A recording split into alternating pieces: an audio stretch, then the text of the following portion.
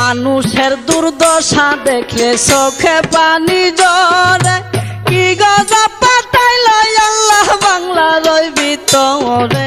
হাহাকার পড়িয়া গেছে গ্রামের ঘরে ঘরে বন্ধু হে।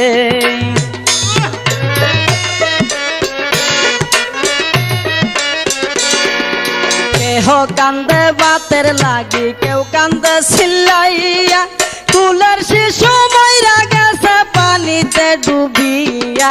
সহায় সম্বল কাইরা নিছে, কি হবে বাঁচিয়া বন্ধু হে।